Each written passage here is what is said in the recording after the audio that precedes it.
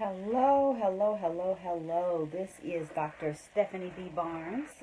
Just adjusting my light just a little bit. I got a little bit of a shadow. Anyway, how you doing? How you doing? It is uh, late at night or early in the morning, whichever way you want to look at it. And probably it's just gonna be me and Jesus on this post on this broadcast. But I was determined to do day one of my 5 part. I always do that. I don't know why I always do that. 5 part and then put both hands up like it's 10. But anyway, I was determined to do my broadcast today, and so here I am. So, the question for tonight is, are you showing up like Cardi B and expecting people to treat you like Michelle Obama? The power of personal branding for the woman CEO. And so I am starting the 5 part series to really get a discussion going about our personal branding, who we show up as, and how people see us, and is how we see us the way we want to be seen. And I know that, you are familiar with, different brands out there. When you hear the images or the words Tiffany's, Apple, BMW, Mercedes, Gucci, when you hear these words, certain images come to mind, and these images also reflect the brands that these images are known for, these words are known for. I mean, there is a certain expectation that when you drive a BMW, it's going to have certain features, it's going to drive a certain way, and as a result, people are willing to pay more for a BMW than they do for a Ford. Both cars get you the same place. Both are provide the same function, but one brand has a greater value than the other. And there are also certain brands where the name brand has become synonymous with the item, like Kleenex. Kleenex is a brand name, but we now use Kleenex to refer to any type of tissue. The same thing for Q-tips. Q-tips is a brand, but it is synonymous with the function, and we use it for any type of cotton swab. And if you think about the little blue box, I mean, you don't even have to say the word Tiffany to know that the blue box in the Tiffany blue, which by the way has its own Pantone color, I mean, you just see the box and you immediately know the brand, and with that comes an expectation. So this is something that's really important to think about with who you are and what your brand is in the marketplace and in the workplace.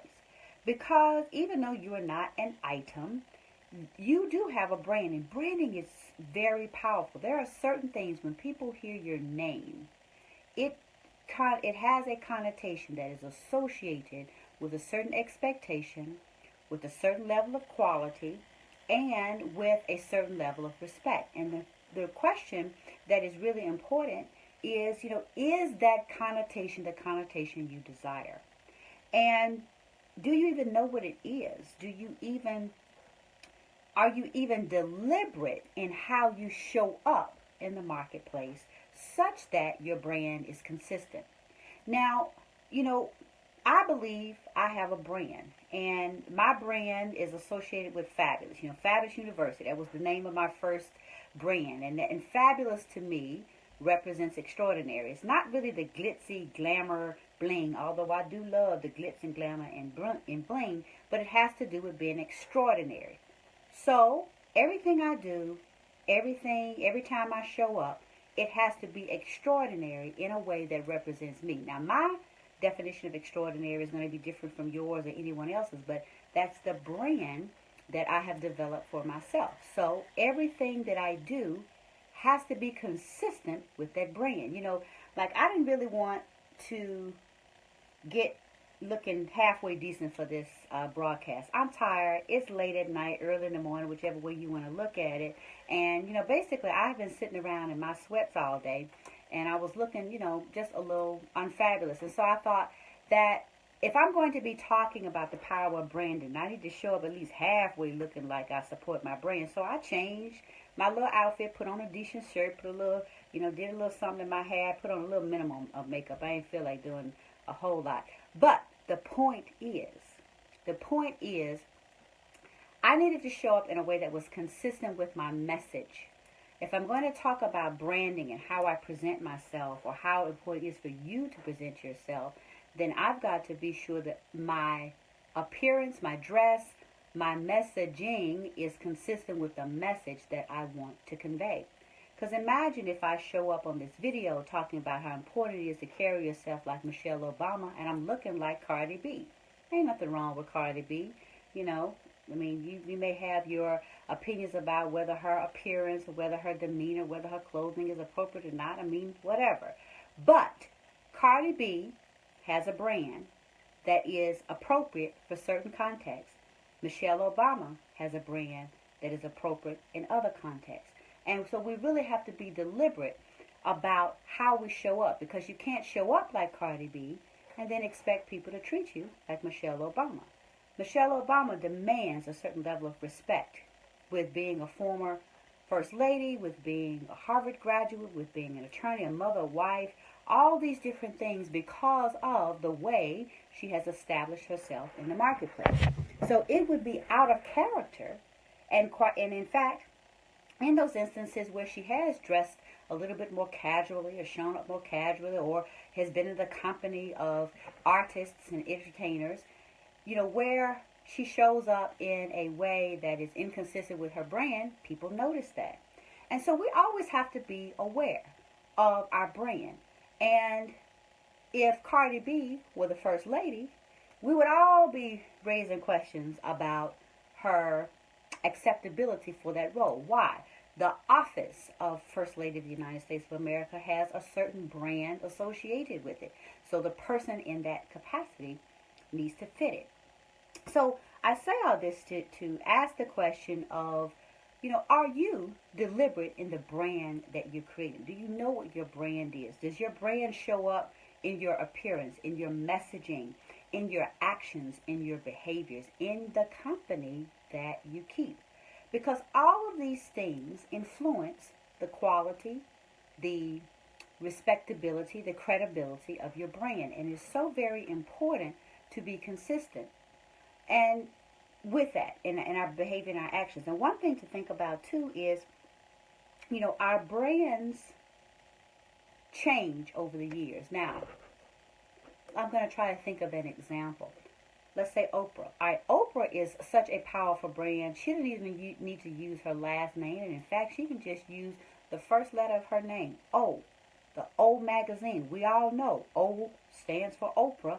Oprah is Oprah Winfrey. I mean, her name, who she is in and of itself, is a brand, but it has transcended over time to be more than just a popular talk show host to a media mogul. So, she demands a certain level of respect that has evolved over the years. So, the Oprah that we knew 25, 30 years ago now, when she debuted on her talk show, commands a higher level of respect than, I gotta make sure I'm saying it right. The Oprah that showed up 30 years ago is not the same Oprah status that Oprah is in 2017. I mean, she has evolved, her brand has evolved, and she is now a media mogul as opposed to just an entertainment. Another great example would be Jay-Z. Jay-Z is a hip-hop artist, right?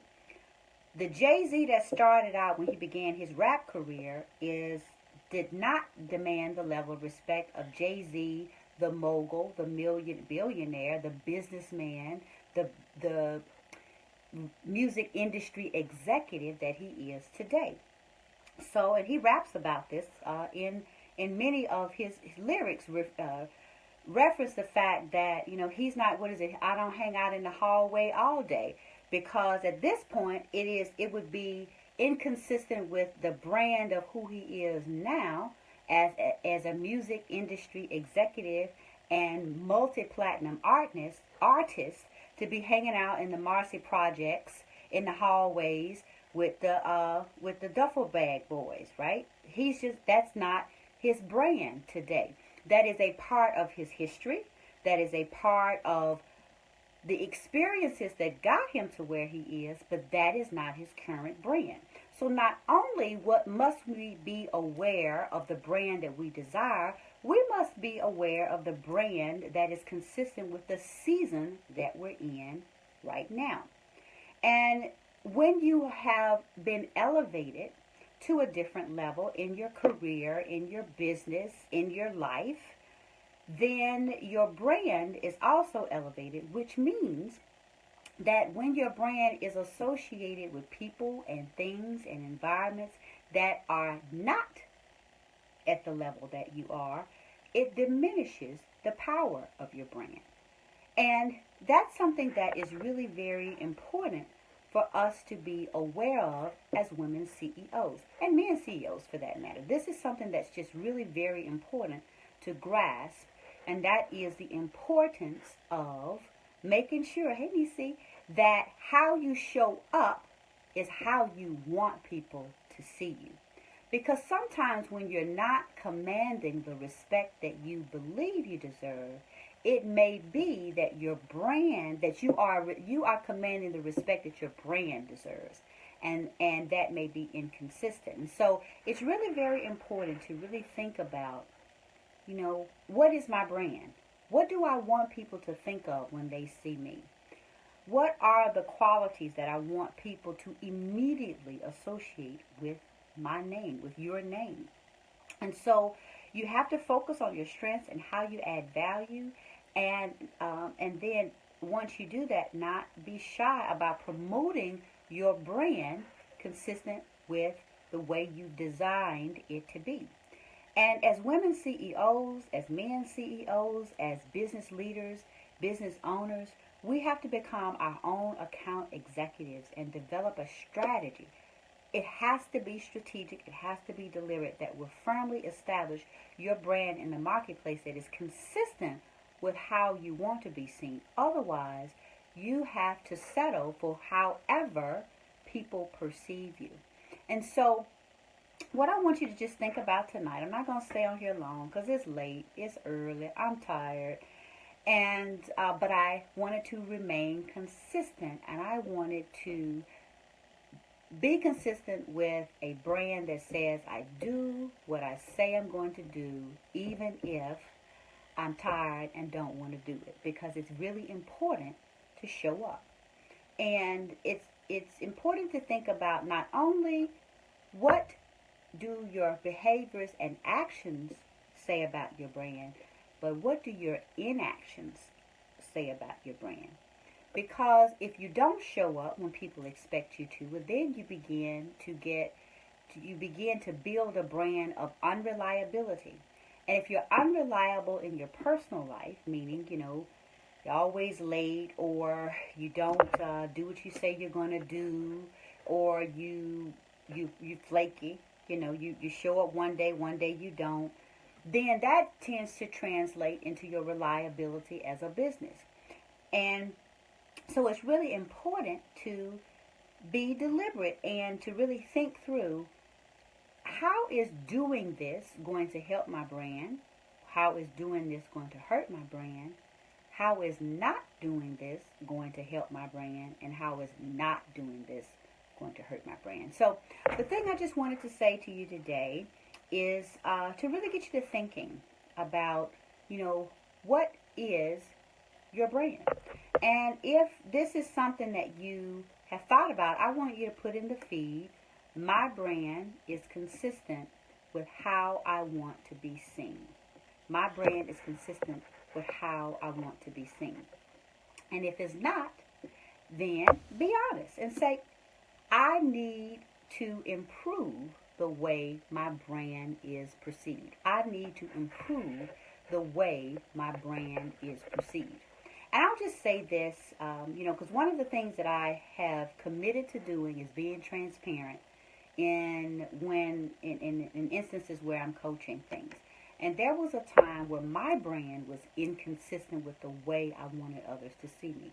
I wanted others to see me as someone who was capable, someone who was a great team member, someone who was professional and committed to high quality. But I allowed my personal shortcomings to overshadow my professional capabilities because I had a temper and I allowed my temper to tarnish my brand. So I had to have a come to Jesus meeting with myself to recognize that if I wanted people to to see me in a certain way, then I had to be accountable for my actions. And thank you, Nisi, for being honest. Nisi says, I need to improve the way my brand is perceived. And that is a very important piece of self-awareness, is to just recognize. Because this is one thing I want to make clear. This is not an exercise of figuring out how am I going to conform to the expectations of others. This is not what I'm talking about. What I am talking about is how do I become more deliberate about how people perceive my brand. Because, there are people that may not like my brand of fabulous, right? And they're going to be all right when Jesus comes, right? Because I didn't establish this brand to be liked by other people. I established my brand to be valued by other people. Because as a business leader, it's important to strive to be valued and not to be liked. Now, does that mean you act in an asinine fashion and people are okay with that because you add value? No, that's not what I'm saying. What I'm saying is if you are valued and you treat people with respect, okay, you treat people in an ethical fashion and you treat people the way you want to be treated. You serve your community in the way you want to be served. You serve your customers, your clients, your co-workers in the way you want to be served. But you do it from the point of not doing something for somebody so they'll like you, but doing something because you are authentically adding value to them. And when you add value to others, then they will have a positive connotation with your brand. So again, I just want to emphasize, being deliberate about your branding is not an exercise of conforming to others' expectations. It is a commitment to consistently showing up in a way that reflects your deliberate intentions of adding value to others and defining how you add value, what is unique to you, how do you distinguish yourself from others, and how you are consistent. Oh, that's a great question. That's a great question. So Nisi says, people see you as a leader, but what if you're not interested in that role? Well, child, let me give you the short answer. Get over it. When people see you as a leader, they are seeing you for who you are, and you just have to accept the responsibility and lead from where you are. Now, leading shows up in a lot of different ways.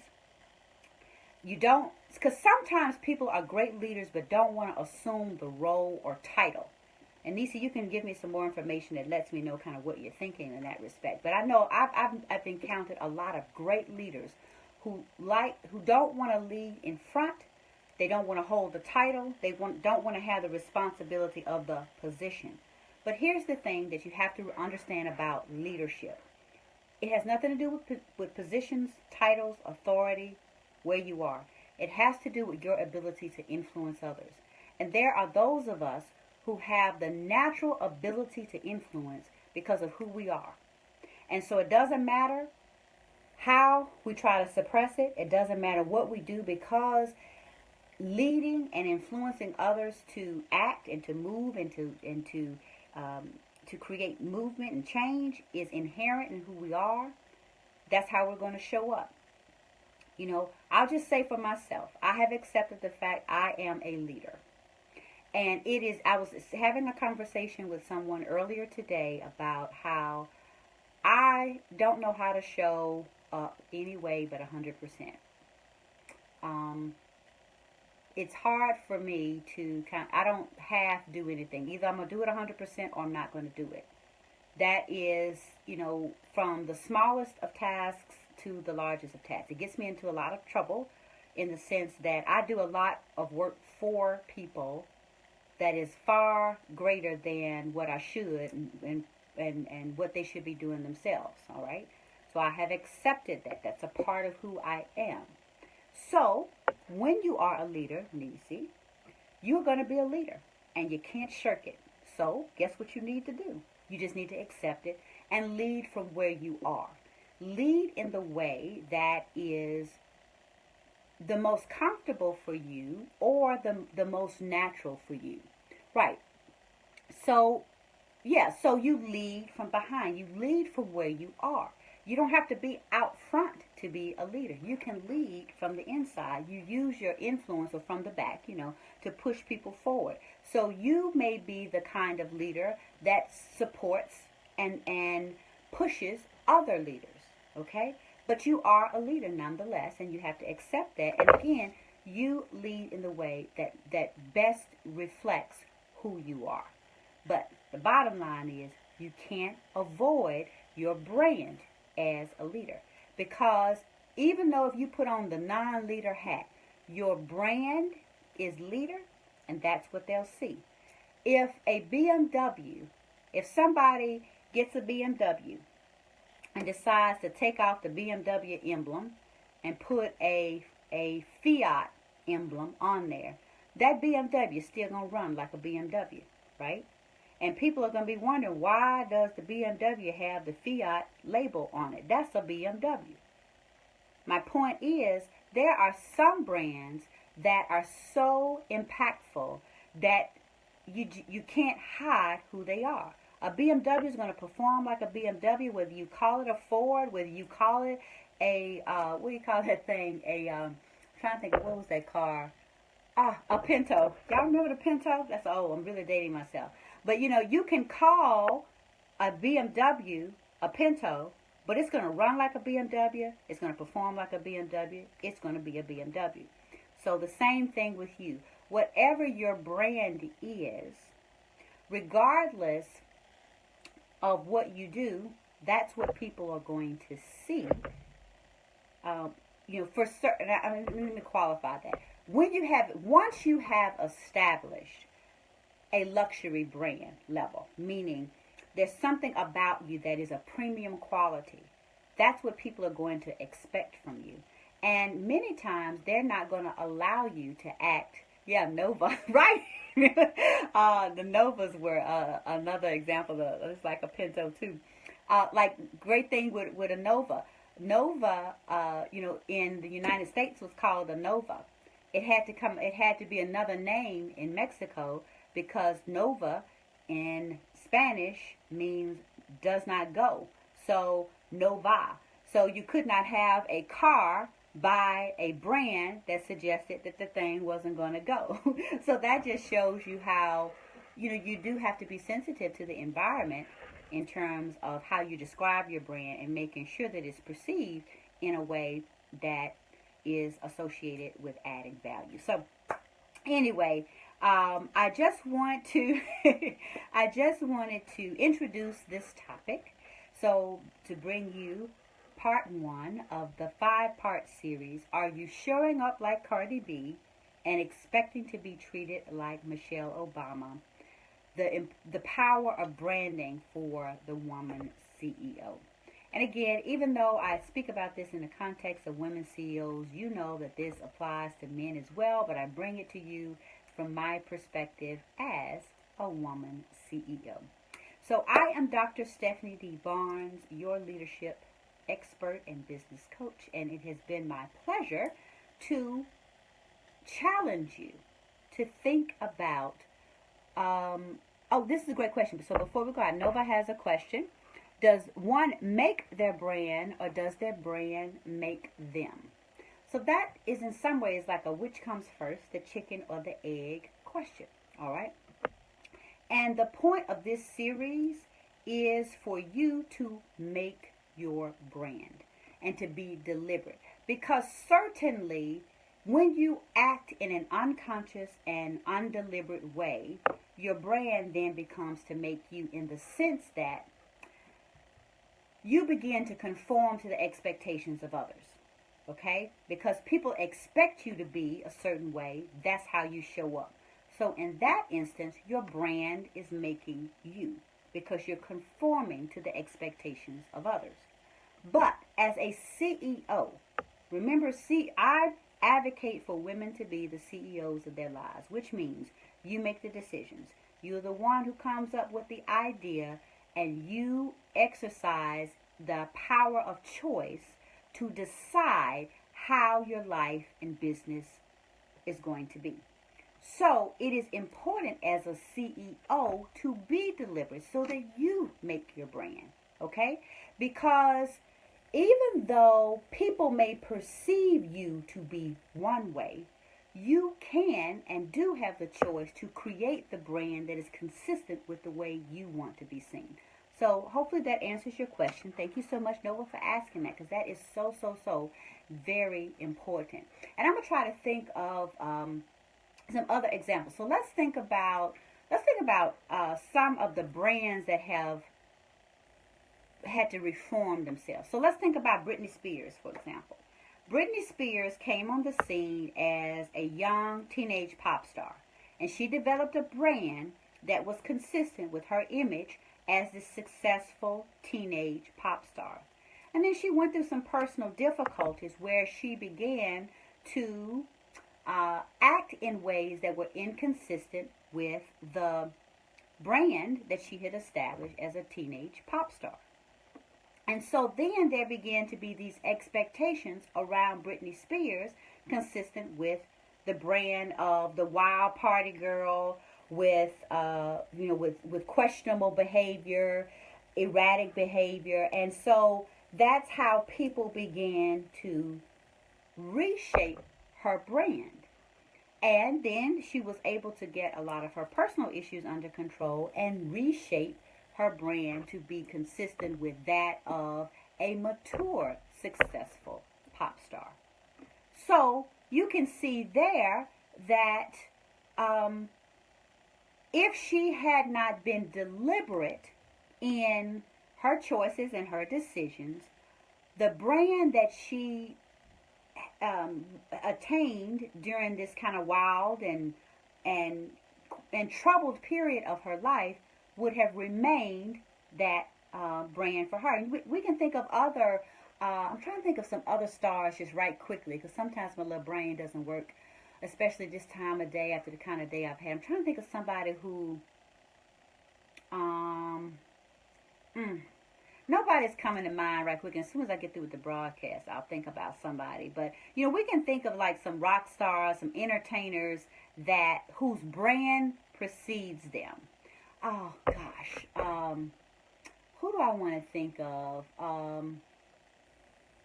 There are lots of examples. But anyway, like I said, right now, nobody's coming to my mind. I see them, but it's not coming out.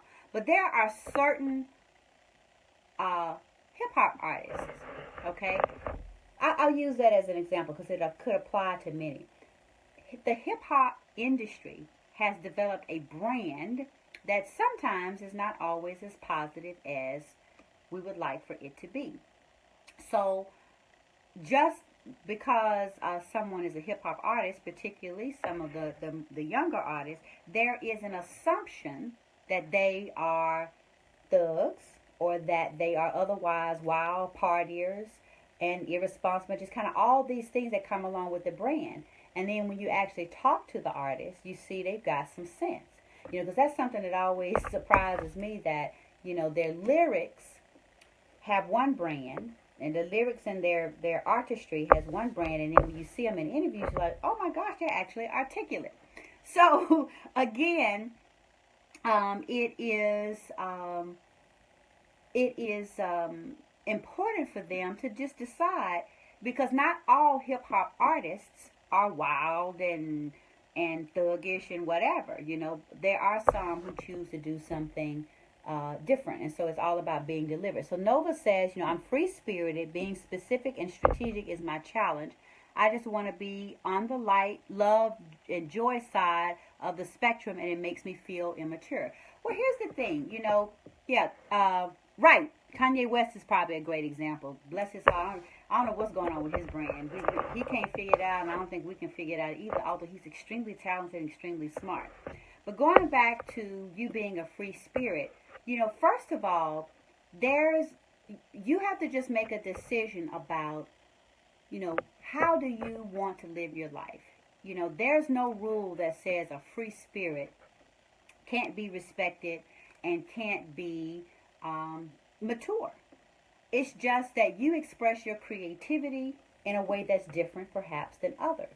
So you have to be comfortable with that and be okay with that and decide that, again, you're not going to conform to the expectations of others. Others may expect you to be super structured and super disciplined and this way and that way, which may be uncomfortable for you because you are a more creative person who's a more of a free spirit, and free spirits just express themselves in different ways.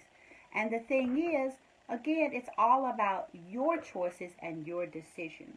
Because if you go around being concerned with how people are going to perceive you, and then you begin to conform to their perceptions, it's going to be inauthentic and you'll be miserable. But if instead you accept the fact that here's who you are, you look at the strengths and the weaknesses, you make decisions around which, what is important to you to feel fulfilled, to live in your purpose, to be authentic, then that's your brand, and whether people like it or not is up to them. So let's think about just different brands in the market. Not everybody likes every brand, right? So, my favorite car, I don't own one yet. My favorite car is a Maserati, right? I want a Maserati, okay? I don't really care for a Rolls Royce or a Bentley. Even if I had the money, those two cars do not appeal to me at all. Now, is Rolls Royce going to stop making cars because Stephanie D. Barnes doesn't like it? Or if there are 100 Stephanie D. Barnes or thousands of people who don't like it? No. They make their cars for the people who like them, for the people who like their brand. And that's one thing that you really have to think about is your brand may not appeal to everybody, and that's okay. Once you decide and you are deliberate on what your brand is, then you will attract the people who appreciate your brand. And that's something that's really, really important for us to understand. And I just had kind of an aha moment over a conversation I had earlier today about my brand, okay? And it was on a personal issue, but the thing is, if you are dealing with people who don't appreciate your brand, it just means it's not a reflection of you necessarily, but it is a reflection that they're not your market. So you need to go to a market that appreciates who you are and appreciates your brand. So with that, I'm going to close it out. It's like I say, I'm tired. I've got an early morning tomorrow, but I was committed to bringing part 1 of the 5-part series. Are you showing up like Cardi B and expecting to be treated like Michelle Obama? The power of personal branding for the woman CEO. And your takeaway for today is this. Be deliberate about the brand that you create. Period. Be deliberate. Exercise the power of choice to decide how you want to show up. Be comfortable with that. And then live with that consistently. And remember that branding is not an exercise of conforming to the expectations of others, but being deliberate about how you set expectations for others. So, I am pleased to have brought you part 1 of the 5-part series. Are you showing up like Cardi B? Are you acting like Cardi B and expecting to be treated like Michelle Obama?